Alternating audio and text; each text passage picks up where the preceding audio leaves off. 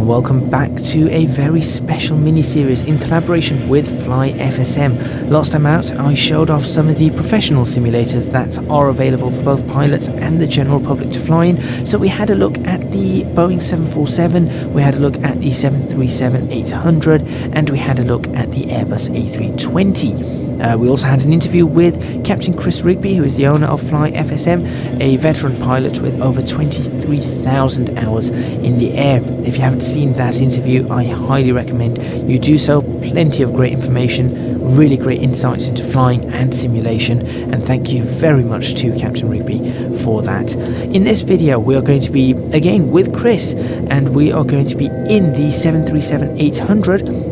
We're going to be doing some flying, so it's going to be some hands-on flying for me. We're going to be doing a quick transfer flight from Echo Golf Bravo Bravo to Echo Golf Lima Lima.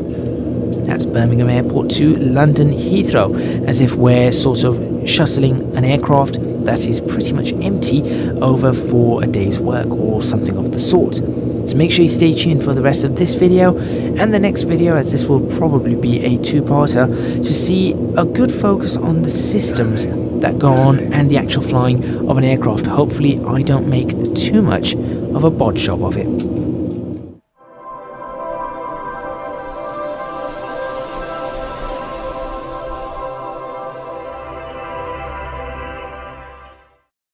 Right, morning sir. So first thing we're going to set up the CDU. Now we're on the runway with engines running.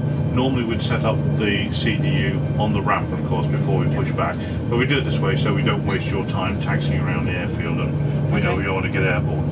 So the first thing you do with the CDU is check that everything is in date. So we look at the ident position here, and here we can see January the 2nd, 19. So actually we're about 2 or 3 days out of date at the moment. Okay. Let's say we've got a notice from the company to say that's perfectly okay, we're all right, we can live with that today. So now we go to our position page, and we need to enter in the reference airport. So Echo Golf Bravo Bravo, you're going to do that side, okay, so that's fine. So there's the latitude and longitude come up for Echo Golf Bravo Bravo. Now we press the route page button at the bottom, and that should take us to the route page. And you see origin Birmingham, go to Heathrow, which is Echo Golf Golf Lima, Echo Golf Lima Lima, good, okay. Activate that route by pressing the button and then execute it. So basically the computer knows now it's going from Birmingham to Heathrow. What we're going to put in now though is our departures and arrivals, because if we put them in later they will be dumped when we will, some of the other information will be dumped, so we just go to this now. Okay. So Birmingham, we know we're departing from runway 33, so we can enter that. And now we're looking for a departure here. We're looking for a Daventry departure, so we select the Daventry 4 Foxtrot and execute that. And if you look on the screen over here, you can see the magenta line arriving, which shows an active track line.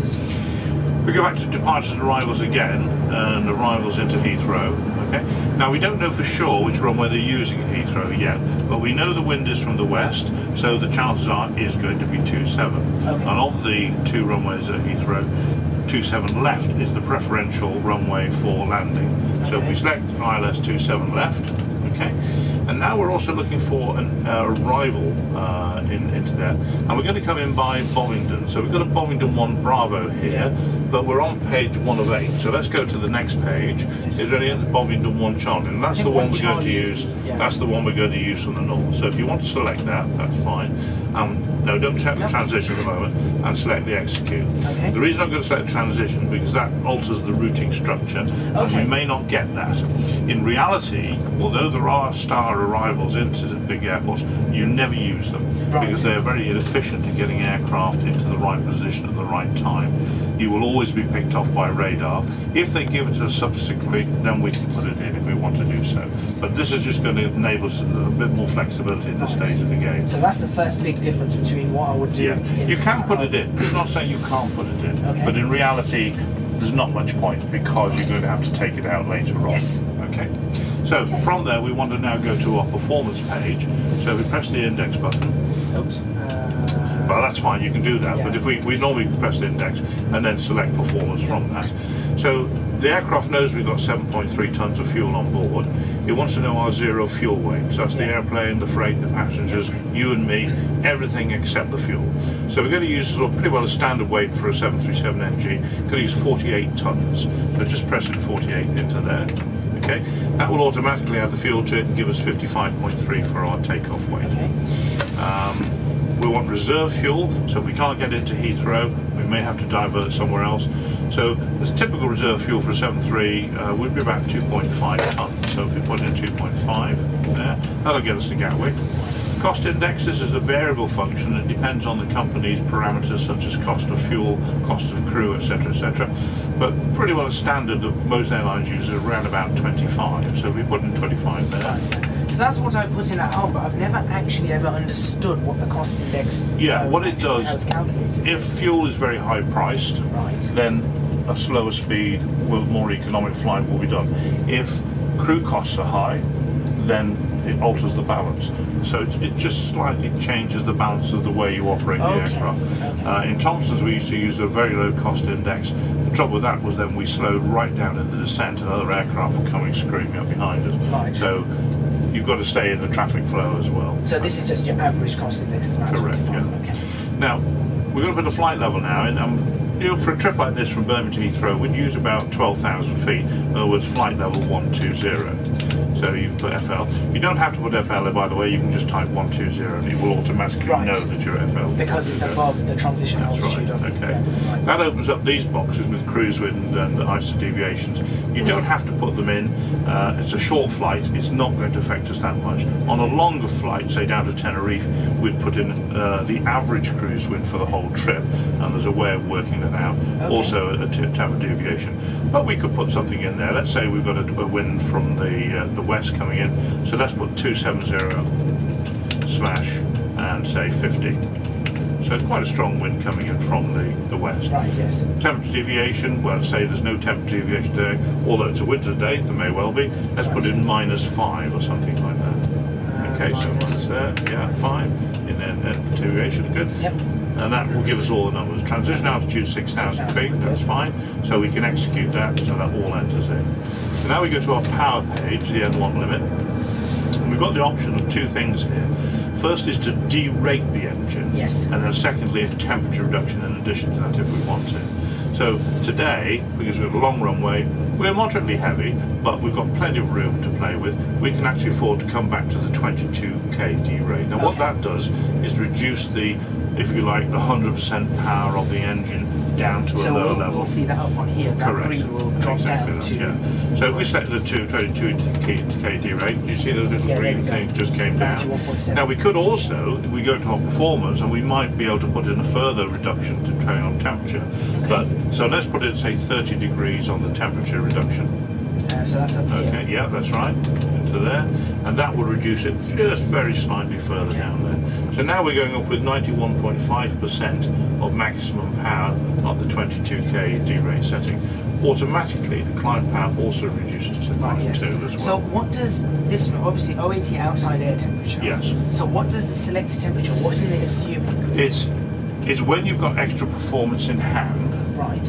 Then what you can do is reduce the engine power further, the actual selected power, by putting in what's called an assumed temperature, i.e. assuming the temperature is 30 degrees centigrade as opposed to the actual 14. That allows the power to come back. So it's just a way to bring the power down. It's got nothing to do with the actual temperature. So the actual temperature would be, might be -5 or something like that today. We could put that in, but it doesn't really matter. It's not going to change the actual performances. So that's a way of reducing the power, so you reduce the amount of thrust you're using, therefore reducing the stress on the engines, fuel burn and noise around the airport. And we do that every time, absolutely manage to do it. So let's go to our takeoff page finally. Task is now for flaps. Always on a 737 NG it's going to be flaps 5. Other variants you can have flaps 1, flaps 2. Occasionally on the NG you still might want flaps 10 if you're on a very short runway and you need the runway performance, but that in turn will affect your climb out performance. Because you can't climb as steeply and as fast. Because you've got more drag down. Centre of gravity, this is for when we get airborne, the aircraft is in balance. Yeah. And that's most important. And that depends on where people are sitting, where the baggage is loaded. Obviously, where we're sitting on the ground at the moment, we've got our wheels, main wheels at the back, and our nose down. So our centre of gravity is forward of the wheel position, the fulcrum point of the main wheels. Yeah. When you get airborne, those wheels are no longer on the ground. So now we're in a different situation of a centre of gravity that will move, and the centre of lift, which is what generated by the wings, has to be pretty well in the same position. Otherwise, you're going to get pitch nose up or down. Sort of, it's all about stability of the aircraft dynamic. Yeah. So we'd get this from the load sheet, which the ground crew would have prepared for us. But we're going to use an average one today of 25%. So if you want to put 25 into there, okay. And this gives us some computer-generated speeds. Now, we can't automatically accept those. They may or may not comply with our performance graphs, which we would check for each runway with each set of conditions every day, which is temperature, whether the runway is wet, etc., etc. But let's say we've checked those today. Those are all in parameters, so we can... Now, we don't have to put anything in, for example, on this page with the runway winds or anything like that? No, we don't at all. No, absolutely not at all. So we just accept... That's it, double click, so you're copying the scratch pattern. And you as the handling pilot would stay there. That's your takeoff page. Yes. The non-handling monitoring pilot would go to the legs page. So he's got the routing structure here, you've got the takeoff page there. Now, is it common for, before we sort of take off, I know this would all happen probably at the ramp, or just as we're on pushback, but is it common for both pilots to sort of step through their routing to make sure... Oh yes, that would be done before, as the routing goes in. So they'd be stepping through, making sure there's no discontinuities or anything like that. Absolutely right. And different companies do it slightly differently. Some companies want the monitoring pilot to be doing the outside checks, and the handling pilot loading up the computer. Some prefer it to be the other way around. So it varies depending on the individual company requirement. Okay. And pressure today is standard? Yes, we're 1013, we're getting 340 feet, which is absolutely fine for Birmingham. So we're going to assume it's a nice standard cool day. Okay. So what we now need to do is set up our mode control panel, master control panel. So we would, if we've got the ILSs on for Birmingham, which is a check to make sure we're on the right runway, and the 110.1, so we can select those up. Yep, we're already in active. Put them on, okay. And we should get up here. We've got the India Bravo mic, you can see. And what we put in the course window is the runway inbound, which is about probably 333 or something like that. Just looking for the white window. Yeah, I remember this from sort of the Jefferson charts that you see. It says it on the runway. It says inbound course or something. I'm not good. Have you got a white window there yet? No, I haven't got. No, you're still at amber. Actually, mine is. So I was showing 327 actually on the. There we are, 327. So put 327 that went down. You see it go white. So that's located. And what we can see now there on our PFD, we've got the localizer right in the middle. Yeah, I see that. Because this is a recommended procedure when you've got several different runways you can take off, because there have been cases where the aircraft have lined up and taken off the wrong runway, and had they done the ILS check, they would have seen the ILS as they'll see it's in the middle, therefore I am on the runway I'm supposed to be on. Right, okay. So that's there, we're fine, that'll do for us there. Indicated airspeed, we want the V2, which is 136. Now with the indicated airspeed, I've seen on some charts, is it V2 plus 15, some people... no, you always put the V2 in here. V2 15 is your normal climb out speed. It gives you a parameter against V2. Okay. V2 itself is a percentage above the stall speed. Yeah. So V2 is 1.2 V stall speed, V ref is 1.3 of stall speed, but we still need a bit of a buffer against that, you know. So we're looking for V215 to actually start to bring our flaps up, etc., etc. But the bottom line is, if all things went to worms, that's the minimum speed you want to fly at. You will fly at 136, okay? But if you've got some extra speed in hand, hey, that's good news. Yeah, so that's again, that's another slight difference. That I've put in V2 plus 15 when I take off on that. No, that it's V2 goes into that.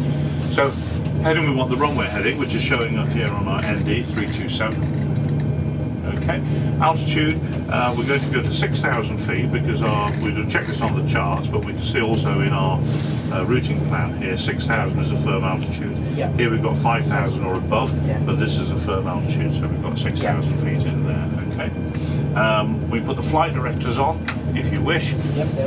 So yours is on first, mine comes on second, and you retain the master as such. Okay, so the captain or the pilot flying. Pilot flying goes on first. That's right. Hers on first. So if you take yours off, mine becomes the master, and mine will stay the master. Okay. Right, if I take mine off, so then I've got to have mine on. That's right. So you've got the master flight director. Okay, that's another thing that again that's different. Yeah. I didn't know. That's how you do it. Yeah. Okay. That ensures that both systems are used. Okay. Okay. Now the other thing we'll need to spec is the MFRA, the minimum flat retraction altitude, which will be 1,000 feet above the airfield. Okay, so we do that on our controller here by pressing the. Oops, I'm changing the wrong one. Ours are a little bit jumpy, I'm afraid. On this, it doesn't do it quite as smoothly on the real aircraft.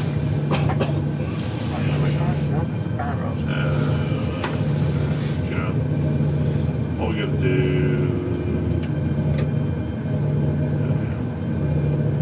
So are we looking at radio or barrow? No, we're looking barrow. We're looking barrow on this. Okay, barrow. That's it. And That's the one. That's the one. So we want 1320 feet. Okay. Is what we're looking for on that.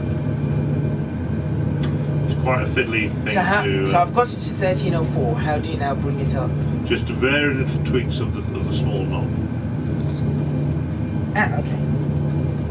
Okay, but it's very jumpy. It's actually a lot easier on the aircraft. This is just over a little bit over center. But if we get about 1320-ish, thereabouts, that's fine. It is actually a real lot easier on the real aircraft to do that. That's 1380. I'm sticking with 1317, that'll do. I've got 1380. Yeah, that'll do. We'll stick with 1380. We'll be at it for ages. That's right, it is a bit fiddly, okay. So right, so the speed brake is down, our flaps at 5. We've got a flap gauge here at 5. We find it a little lot easier to use than the one up here because this doesn't light up terribly. So we've inserted an extra one in there, which we find very, very useful, okay. So everything's fine. So basically then when we come to the runway, we'll do a final review, which is runway 33 on the Daventry 4 Foxtrot, wasn't it?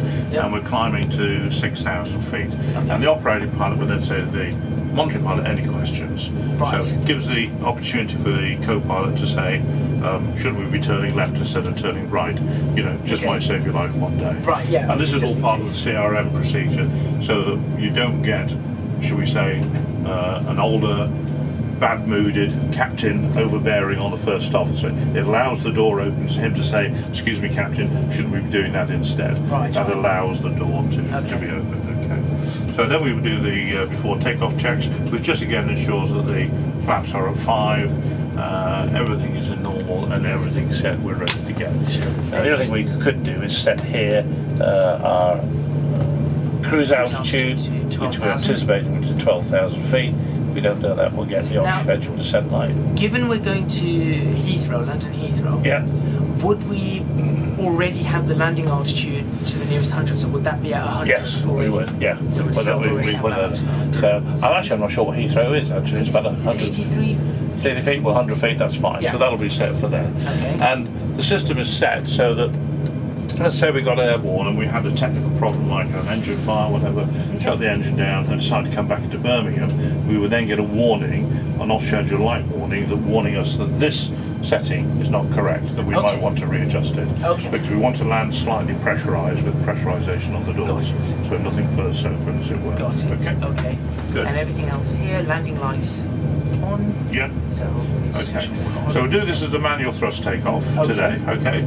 So we're looking to bring those levers there up there. So what you would do as the co-pilot in this situation is you would bring the thrust levers up to approximately where you want and ask the captain then to set the takeoff thrust. I would leave my hands on the thrust levers because the captain will be the one that makes the decision to reject the takeoff. Okay. So we're going to operate this like we were doing. Or anything happening.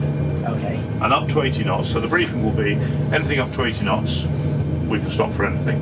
After 80 knots has to be something significant, engine fire, loss, separation, etc. And obviously after V1, we're going up. So my hands will stay on there till V1, I will take them away at V1, you will be flying the aircraft. So what I want you to do is, you're going to be steering the aircraft down the runway. Okay, the runners are quite light as we mentioned before. try to keep it in the centre. I'm calling you 80 knots, Yep. V1 and rotate. And you'll notice that V1 and rotate are actually the same number. Yep. That's because we've got plenty of runway to play with today. Okay. If you had a short runway, you'd have the V1 further back. Right, yeah. Okay. So we've got the same, remember, it's what's called a balanced field in terms of performance. Okay. So we can use the same one. So it's V1 rotate, ease back, back, back, back, back. As soon as you see the runway dropping below you, come straight inside to the primary flying display. Look for your pitch. Do you know what pitch we're going to today? Are we looking for 12.5 degrees? 15 degrees. 15 degrees. 15 degrees. Okay. It should take you 5 seconds to get there. Okay, so it's a nice, smooth, slow rotation. Okay. So we're just gonna. So how long did you say it's going to take to get there? 5 seconds. 5 seconds. 5 So seconds to just get there. slowly bring it back Nice. to 15. Okay. And But then when you get hold to it. 15, you'll need to push forward a little bit to stop it going any further. Okay. Try to keep your wings level. Okay. Yeah.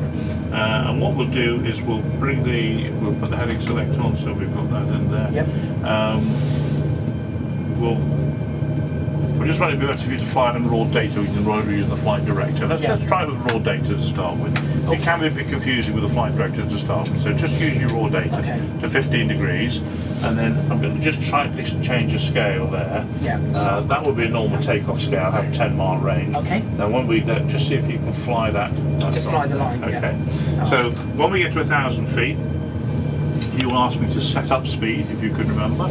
I will set the up speed on the indicator speed, and then we will drop the nose slightly, let the aircraft accelerate, and as we accelerate, we start to bring the flaps down. And that's at 1,000 feet? Yes. Is that 1,000 feet or 1,000 feet above? Above altitude, 1,000 feet so- above the airfield, Yeah. which is what the 1,000. MFRA we've set in here. Yeah, so that'll be one. So when it reaches 1,300 or so, Yeah, it will be. you say that's when I set up speed. Okay. Okay. Good, Right. you ready? Before I continue, anyone watching, not use rudder pedals. This is going to be really interesting. And I've only had about 3 or 4 hours practice in a 7.3 for the past year. So here we go. Okay. Right, So, so